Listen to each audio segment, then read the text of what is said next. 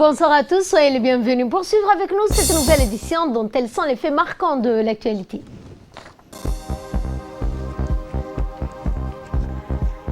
Le chef de l'État Ismaël Omar Guelleh a présidé aujourd'hui la 20e séance du Conseil des ministres où 20 questions étaient à l'ordre du jour. Concernant l'élection présidentielle américaine, la victoire de Joe Biden à la Maison-Blanche est officialisée par les grands électeurs.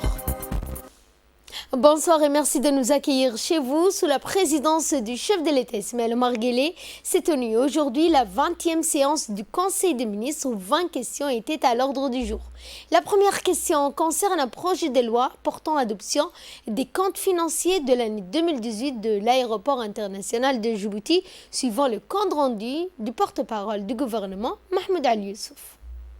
La présidence du chef de l'État, son Excellence M. Ismaël Omar Guelleh, s'est tenue la 20e séance du Conseil des ministres en ce mardi 15 décembre 2020.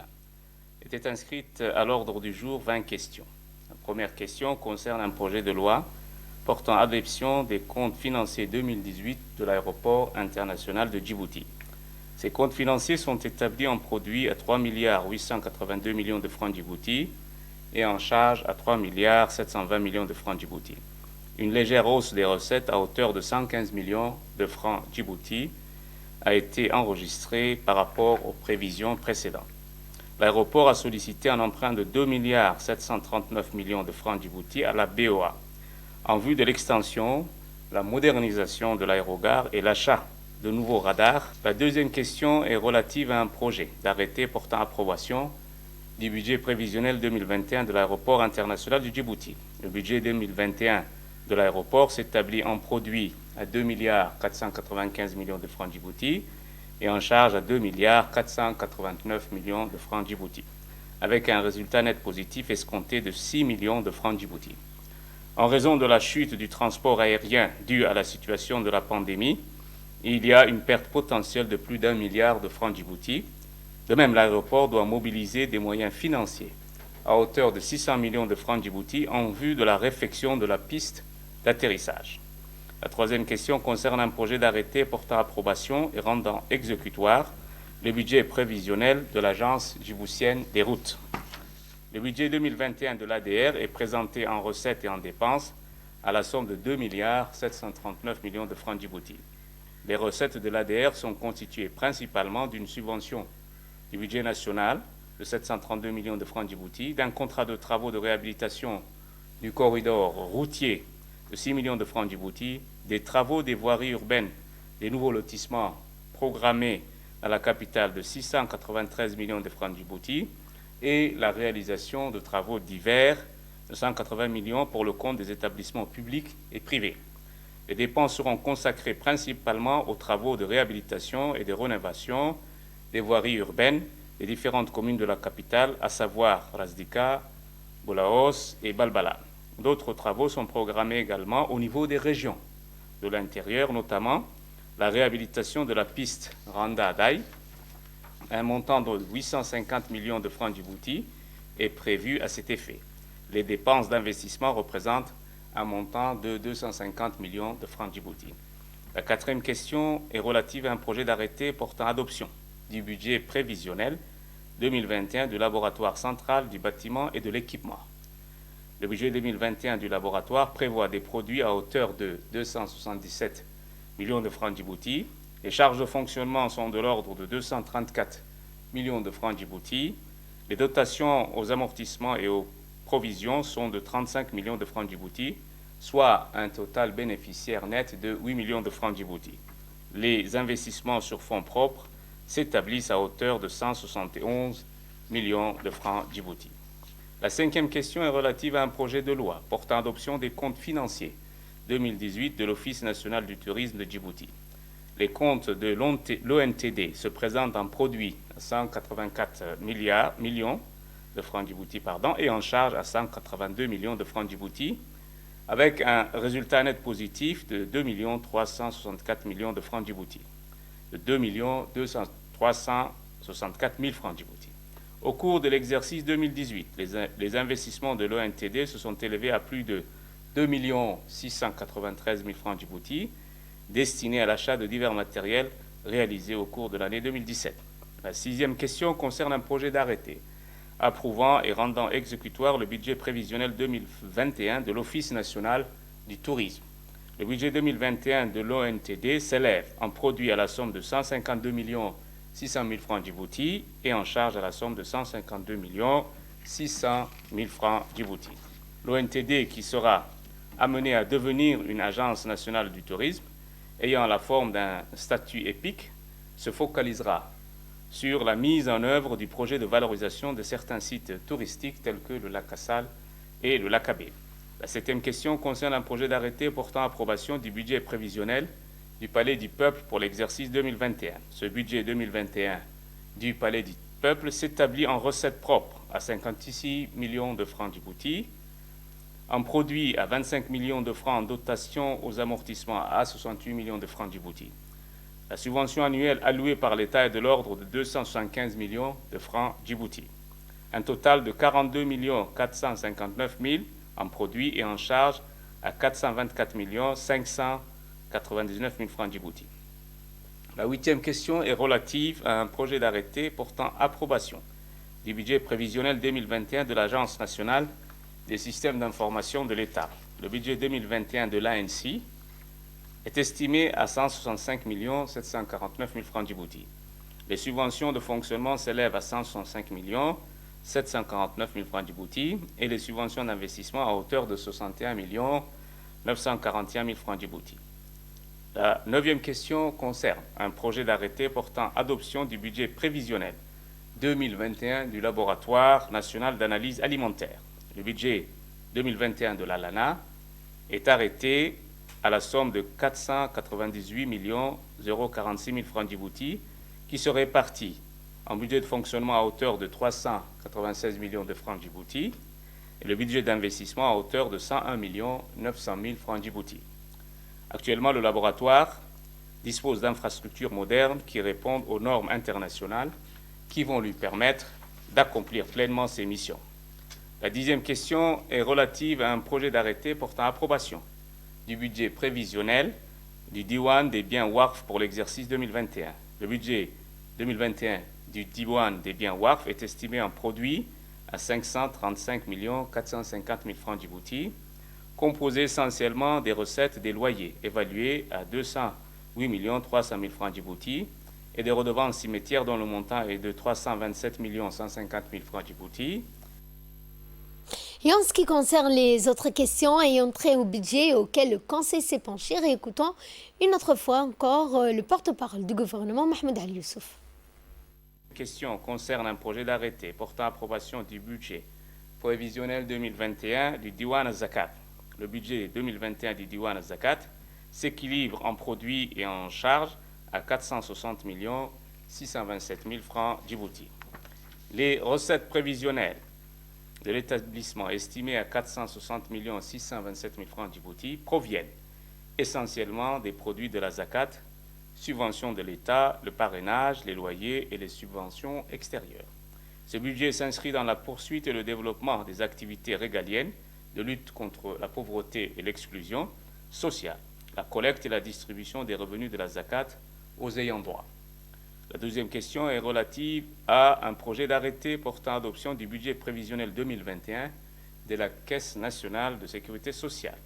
Le budget 2021 de la CNSS est arrêté en recettes à 28 442 millions de francs Djibouti et en dépenses à 26 419 millions de francs Djibouti, avec un résultat prévisionnel positif net de 2 23 millions de francs Djibouti. La 13e question concerne un projet d'arrêté portant approbation du budget prévisionnel pour l'exercice 2021 de l'Agence nationale de l'emploi, de la formation et de l'insertion professionnelle. Le budget 2021 de l'ANEFIP s'établit en recettes totales à 637 700 000 francs Djibouti et en dépenses prévisionnelles à 468 720 000 francs Djibouti. Les dépenses d'investissement à hauteur de 169 millions de francs Djibouti. L'ANEFIP a pour mission principale de favoriser l'accès des jeunes au marché de l'emploi, faciliter l'insertion des jeunes par le biais d'instruments d'intervention et de programmes spéciaux, appuyer le développement de l'esprit d'entreprise et la création d'auto-emploi. chez les jeunes, ainsi que de moderniser et de renforcer les structures opérationnelles d'emploi, d'orientation et d'insertion. La 14e question est relative à un projet d'arrêté portant approbation du budget prévisionnel de l'Institut national d'administration publique pour l'exercice 2021. Ce budget 2021 de l'INAP s'établit en recettes et en dépenses à la somme de 259 millions de francs djibouti. La 15e question concerne un projet d'arrêté portant approbation du budget prévisionnel 2021 de la Société immobilière et d'aménagement foncier. Les recettes prévisionnelles 2021 de la société sont chiffrées ou estimées à 2 250 millions de francs djibouti. Le budget de fonctionnement est estimé à 1 127 millions de francs djibouti. Un résultat bénéficiaire escompté donc de 1 122 millions de francs djibouti. Le budget d'investissement prévisionnel 2021 est de l'ordre de 3 310 millions de francs djibouti. La 16e question est relative à un projet d'arrêté portant adoption du projet du budget prévisionnel de la RTD pour l'exercice 2021. Le budget 2021 de la RTD est présenté en équilibre en recettes et en dépenses à hauteur de 1 810 millions de francs djibouti. Ce projet de budget prévoit une augmentation des produits, notamment les recettes commerciales, qui vont doubler grâce à une dynamisation des activités de production et de vente commerciale. La 17e question concerne un projet d'arrêté portant adoption du projet de budget prévisionnel 2021 de l'Imprimerie nationale de Djibouti. Le budget 2021 de l'IND s'établit en équilibre en recettes et en dépenses à la somme de 389 596 000 francs djibouti. Le volume des commandes des établissements publics et des sociétés privées reste toujours faible, malgré l'exclusivité dont bénéficie l'IND pour toutes les impressions d'État. Ces établissements donc sont appelés à se conformer au décret stipulant ces dispositions d'exclusivité de l'impression auprès de l'imprimerie nationale par les établissements publics et les sociétés d'État. La 18e question est relative à un projet d'arrêté portant adoption du budget prévisionnel 2021 de la Poste de Djibouti. Ce budget 2021 de la Poste de Djibouti se présente en recettes d'exploitation à hauteur de 630 530 000 francs djibouti et en dépenses de fonctionnement à 611 millions de francs djibouti, avec des dépenses d'investissement à hauteur de 19 500 000 francs djibouti. La Maison du Citoyen a pris la pleine mesure de la montée en puissance du numérique, qui impacte toutes ces activités et entraîne le déclin structurel de ces métiers historiques, notamment le courrier et la fréquentation des bureaux de poste. Considérée comme l'entreprise la plus performante en qualité de service par les usagers, la Maison du Citoyen place le facteur humain et la confiance au cœur de sa relation avec ses parties prenantes. La 19e question est relative à un projet d'arrêté approuvant et rendant exécutoire le budget prévisionnel 2021 du stade Al-Hajj Hassan Gouled Aptidon. Ce budget 2021 du stade Gouled s'établit en charge à 48 132 000 francs djibouti et en produit à 48 132 000 francs djibouti. La 20e question est relative à un projet d'arrêté approuvant et rendant exécutoire le budget prévisionnel de l'Institut national de formation sportive. Ce budget 2021 de l'Institut national de formation sportive s'établit en recettes et en équilibre à hauteur de 48 568 000 francs djibouti en recettes et en dépenses à 48 560 000 francs djibouti. Nous allons à Conakry, la capitale de Guinée, où le Premier ministre Abdelkader Kamel Mohamed, représentant le chef d'État Ismaël Omar Guelleh, est accompagné d'une importante délégation pour participer à la cérémonie d'investiture du président Alpha Condé pour un nouveau mandat. Eh bien, la délégation conduite par le Premier ministre Abdelkader Kamel Mohamed comprend l'ambassadeur de Djibouti en Guinée, ont participé à la cérémonie au Palais des Nations en présence de milliers de citoyens de Guinée venus de l'ensemble du pays. Des officiels, notamment plusieurs chefs d'État de gouvernement africains, ont participé à la cérémonie d'investiture du professeur Alpha Condé, qui devient ainsi le premier président de la 4e République. Il faut le dire que l'enthousiasme populaire était palpable à l'occasion de la cérémonie animée par des artistes musiciens de Guinée très populaires avant le démarrage des festivités dans la salle de spectacle du Palais des Nations de Conakry. Eh bien, le Premier ministre Abdelkader Kamel Mohamed a participé à une rencontre avec le président de Guinée, professeur Alpha Condé, une rencontre en présence de nombreux chefs d'État, de premiers ministres et des chefs de délégation. Et l'inauguration de la salle de cinéma numérisée de l'IFD, c'est dans la soirée du 13 décembre que le ministre des Affaires musulmanes, de la culture et des biens waqf, Moumen Hassan Barre, accompagné d'une importante délégation des responsables de son département, se sont rendus à l'IFD pour procéder à l'inauguration de la salle cinéma numérisée de l'Institut français de Djibouti. Ont assisté à la cérémonie le ministre de l'Enseignement supérieur de la Recherche, Dr Nabil Mohamed Ahmed, monsieur le secrétaire d'État auprès du ministre de l'Europe et des Affaires étrangères chargé du tourisme, des Français de l'étranger et de la francophonie de France, l'ambassadeur de France à Djibouti, le directeur de l'IFD, le conseiller technique culture et le directeur de la culture. Des personnalités ont été accueillies dès leur arrivée par des chants, des danses folkloriques et culturelles. Par la suite, les personnalités ministérielles, en présence de l'ambassadeur de France, ont tenu une réunion d'échange de vues, durant laquelle le ministre a passé en revue les relations de son département, soulignant les pistes de coopération possibles entre les deux parties. Pour cette soirée importante, qui est l'inauguration de la salle numérisée de l'Institut français de Djibouti. Nous sommes très honorés de la présence d'un membre du gouvernement français, M. Jean-Baptiste Lemoyne, qui est depuis hier soir en visite officielle en République de Djibouti, dans la foulée de la visite du président de la République l'année dernière. Mais entre vos consultations et votre réunion de travail avec le ministre des Affaires étrangères, votre audience avec le chef de l'État, vous avez eu une journée extrêmement constructive au service de la relation franco-djiboutienne. Mais ce soir, place à la culture, place à la francophonie, place au cinéma. Je dois dire que l'IFD s'honore du partenariat qu'il a et qu'il développe chaque jour avec le ministère de la Culture. Nous faisons beaucoup et comme je dis bien souvent, nous voulons faire encore plus et encore mieux. Et le secrétaire d'État français Jean-Baptiste Lemoyne s'est également exprimé, suivant un extrait de son intervention. Une séance de cinéma, ça se déguste.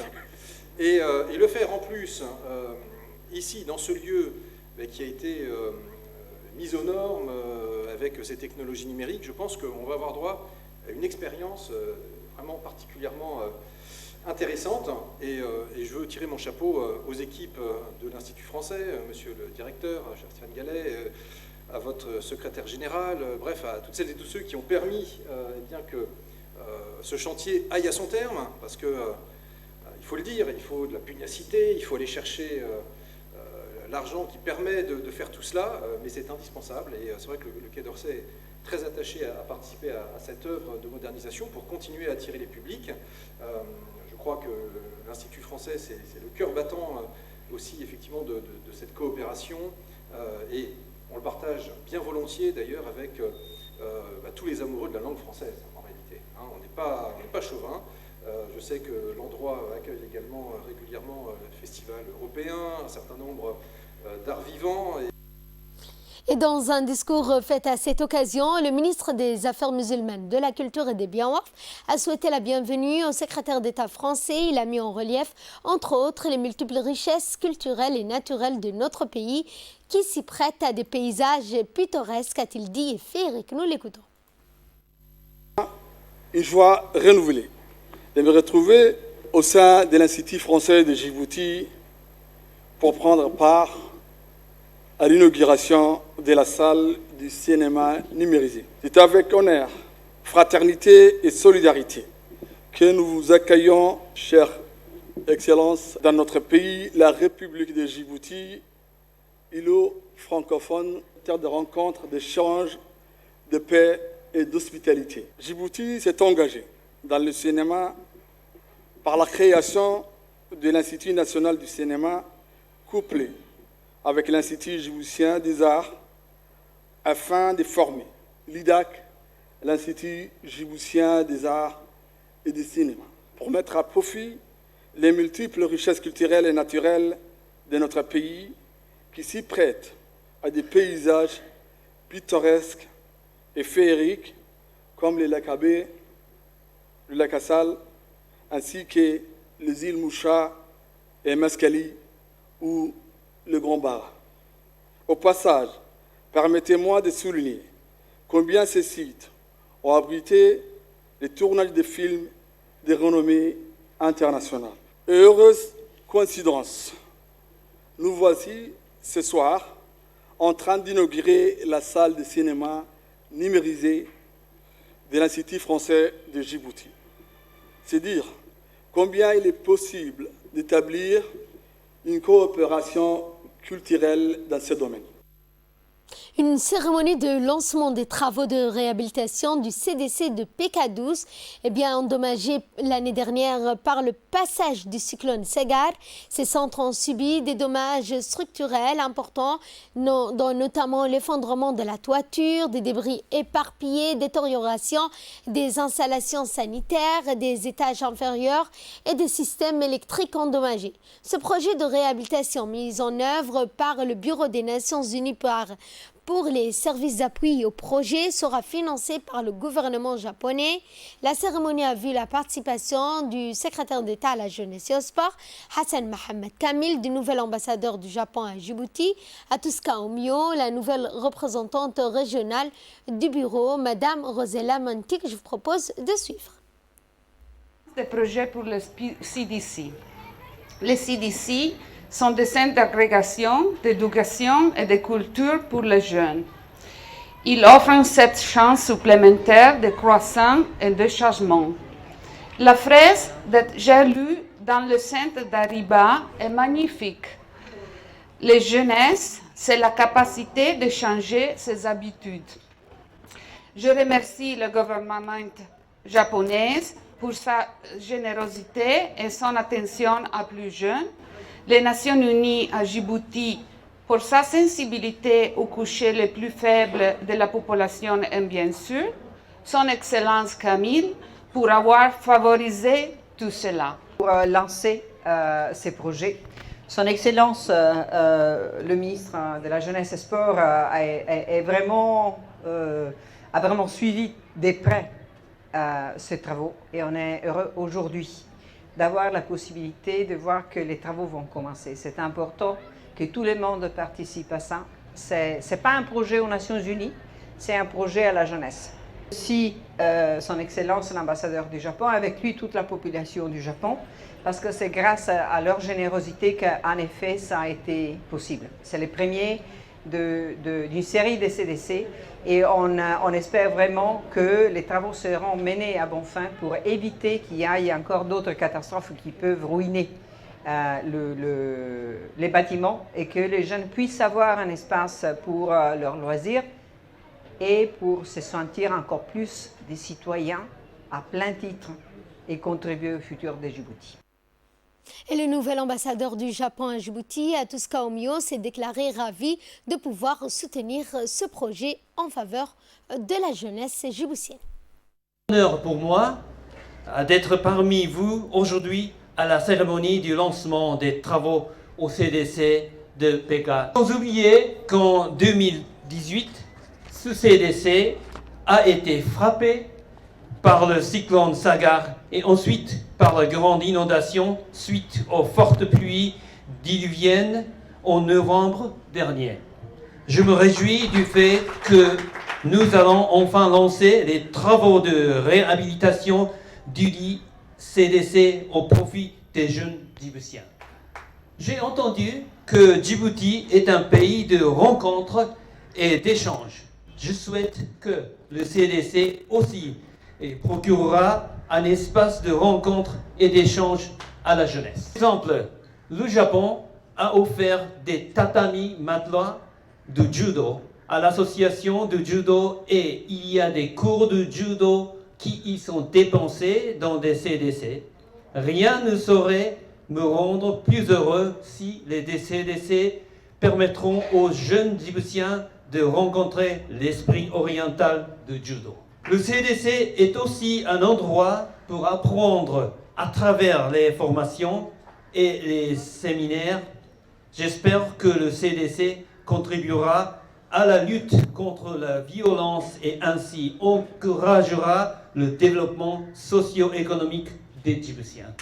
Le Japon sera toujours à côté des jeunes Djiboutiens qui sont le futur de la République de Djibouti. Très honoré d'annoncer à 11h30, lundi 14 décembre 2020, c'est lancement.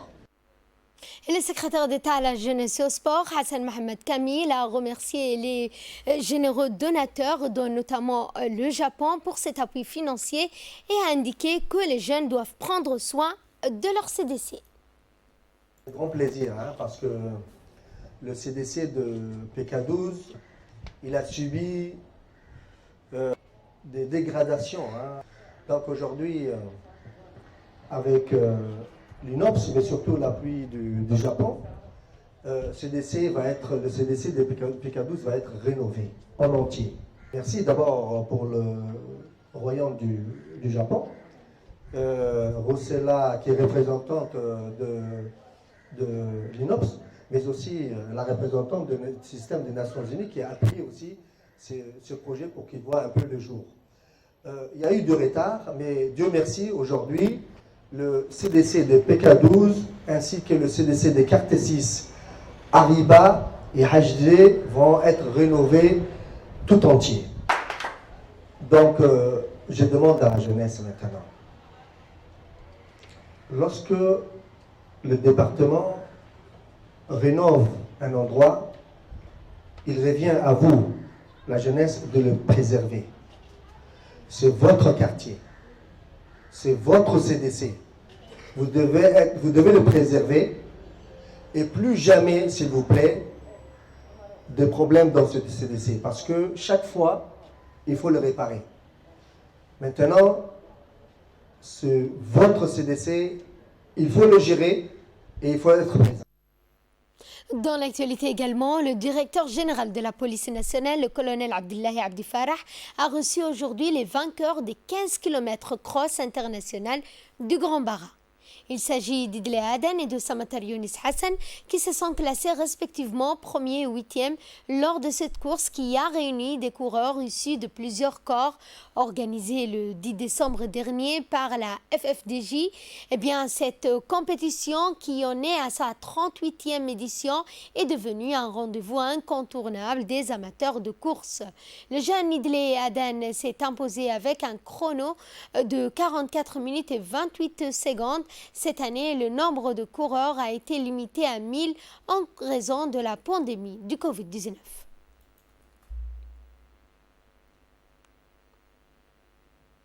Et le lieutenant-colonel Saïd a donc remercié le directeur général de la police nationale, le colonel Abdullahi Abdi Farah, pour l'accueil chaleureux et a félicité les coureurs Idlé Aden de la police nationale qui a remporté la première place de la course de 15 km du Grand Bara. L'officier de sport de la police nationale a aussi noté que ce coureur a élevé le nom de la police nationale dans cette course qui a regroupé des coureurs de diverses unités militaires nationales et étrangères stationnées à Djibouti. Le lieutenant-colonel Saïd Abbassi a rappelé qu'il y a des coureurs de la police qui continuent à s'entraîner intensivement à l'étranger pour la préparation de la course des 15 km de Djibouti Télécom. Et cette cérémonie de signature du plan d'action annuel ANPH UNICEF, le directeur général de l'Agence nationale des personnes handicapées, Ali Saïd, a signé un plan d'action annuel avec l'UNICEF représenté par Mme Elva Johnson dans la salle de réunion de l'ANPH ce dimanche dans le cadre du projet conjoint Faire progresser les droits des personnes à besoins spécifiques en République de Djibouti. Et ce plan d'action basé sur la stratégie et basé sur le projet conjoint d'UNICEF, PNUD et FINWAP pour assurer que les personnes des besoins spéciaux et comme j'ai dit pour nous comme UNICEF assurer que les enfants handicapés et des besoins spéciaux sont inclus dans toutes les politiques de le pays dans tous les domaines et ils ont accès aux services de base. Mais pas seulement les services de base, mais qu'ils peuvent avoir accès aussi à l'information, ils peuvent penser, réfléchir, contribuer à la réflexion nationale sur les politiques et les priorités de Djibouti. Et qu'il peut avoir des plateformes, des échanges, des idées, des opinions, de s'exprimer et de vraiment contribuer à la vie de leur communauté et à l'avenir du pays. Et pour sa part, le directeur général de l'ANPH, Douale Saïd, a remercié l'UNICEF pour la mise en place d'un nouveau plan d'action annuel. Ce dernier permettra, a-t-il dit, de promouvoir les droits des enfants à besoins spéciaux et des personnes handicapées en République de Djibouti. Le Croissant Rouge de Djibouti célèbre la Journée internationale des volontaires en ce mardi 15 décembre en collaboration avec le Bureau de la coordination des Nations Unies et l'OMS. On prépare à cette journée de célébration, outre le président du Croissant Rouge de Djibouti, la coordinatrice résidente du système des Nations Unies, Barbara Manzi, du représentant par intérim de l'OMS, du chef du bureau du CICR. Et bien pour cette journée, le Croissant Rouge de Djibouti et l'OMS et le bureau des volontaires des Nations Unies ont procédé à la distribution de moustiquaires, des gels, des masques pour les ménages vulnérables de la zone moustiquaire située dans les quartiers de Hayablé, dans la commune de Balbala. Cette distribution de moustiquaires arrive à point nommé en cette période de prolifération de moustiques, constitue un geste humanitaire pour ces ménages démunis. Grand plaisir d'être présent parmi vous aujourd'hui pour célébrer la Journée internationale de volontariat et pour reconnaître le rôle fondamental joué par le volontaire dans notre communauté. Pendant de nombreuses années, l'Organisation mondiale de la santé, l'OMS, a joué un rôle primordial dans l'amélioration de l'état de santé de la population à Djibouti et ailleurs. L'OMS reconnaît le rôle joué pour les volontaires et son importance. C'est pourquoi le représentant de l'OMS, Dr Ahmed Zweten, a tenu à participer à cet événement très important par la distribution des moustiquaires imprégnés d'insecticides comme une ligne de défense pour protéger la population djiboutienne contre les piqûres de moustiques anopheles, pour le protéger contre le paludisme. Mon appréciation personnelle à tout le travail qui est fait par tous les volontaires et particulièrement celui du Croissant Rouge qui ont vraiment une capacité de mobilisation énorme dans les pays pour aider les populations qui ont besoin d'un coup de main d'une façon ou de l'autre. Vraiment, respect. Les jeunes nous ont dit beaucoup que le sentiment de volontarisme est une chose très importante et qui est dans le cœur de la société djiboutienne. Il faut peut-être l'institutionnaliser, les promouvoir encore plus, main dans la main. Et je suis aussi heureuse d'avoir les collègues, les volontaires des Nations Unies. On en a une quinzaine ici, y inclus des volontaires nationaux. Et il y a vraiment un espace pour augmenter cette capacité et engager d'une façon encore plus positive, surtout la jeunesse, mais tous ceux qui veulent faire du volontariat ici à Djibouti. Et le président du Croissant Rouge de Djibouti s'est également exprimé, suivant un extrait de son intervention. La Société nationale du Croissant Rouge de Djibouti célèbre aujourd'hui la Journée internationale des volontaires qui est célébrée d'habitude le 5 décembre de chaque année dans le monde. Le principe de volontariat revêt une signification fortement particulière pour notre institution car il est au cœur même de notre organisation. Pour venir en aide aux plus vulnérables et soulager les souffrances des nécessiteux, les volontaires du Croissant Rouge de Djibouti agissent sur toute l'étendue du territoire national dans le cadre d'activités humanitaires que nous mettons en œuvre et ce, de manière totalement désintéressée. C'est cette mobilisation de la personne vers un but humanitaire librement choisi ou accepté que nous voulons valoriser à travers cette journée. Le volontariat, qui est à distinguer du bénévolat, traduit la propension à mettre de manière exclusive au service de l'humain des compétences et une énergie. Suivons cette fois cette réaction d'une volontaire. Mais en tant que volontaire, je trouve que c'est exceptionnel de participer, de partager un moment avec d'autres volontaires comme moi, de donner un peu de mon temps parce qu'au final, ce n'est rien de coûteux, ce n'est juste que du temps et un peu de volonté. Donc dans le volontariat, je pense que je me suis beaucoup épanouie. Ce n'est pas la première fois que je m'engage et j'invite encore beaucoup plus de jeunes parce que je pense qu'à Djibouti, il manque un peu de volontariat de la part des jeunes. Donc en tant que jeune, je suis encore toute jeune, je n'ai que 17 ans, donc j'espère encore continuer quand je serai plus grande, inspirer d'autres personnes à s'engager et mon sentiment par rapport à ça est exceptionnel. Dans le cadre de la lutte antivectorielle, le laboratoire en entomologie médicale détient un rôle fondamental en apportant sur le terrain son expertise sur la bioécologie de plusieurs moustiques qui sont des vecteurs du virus du paludisme. Eh bien, le laboratoire entomologique instruit donc une évaluation sur l'efficacité des différents types de pesticides qui sont utilisés lors des pulvérisations intradomiciliaires, des pulvérisations spéciales dans les quartiers, mais aussi lors d'activités d'épandage et de destruction de gîtes larvaires. Les résultats de ces études menées par les entomologistes permettent de mieux orienter la stratégie nationale de lutte antivectorielle axée sur la recherche opérationnelle sur le terrain qui intègre des méthodes innovantes, durables et respectueuses de l'environnement. Systématiquement et de manière irrégulière, les pesticides et les insecticides sont soumis à des tests d'efficacité pour en déterminer le dosage idéal sur les différentes espèces de moustiques existants à Djibouti pour répondre aux préoccupations du pays en termes de santé publique et sanitaire. Dans l'actualité internationale, la victoire de Joe Biden à la Maison-Blanche, officialisée par les grands électeurs, eh bien, Joe Biden deviendra ainsi le 46e président des États-Unis le 20 janvier 2021.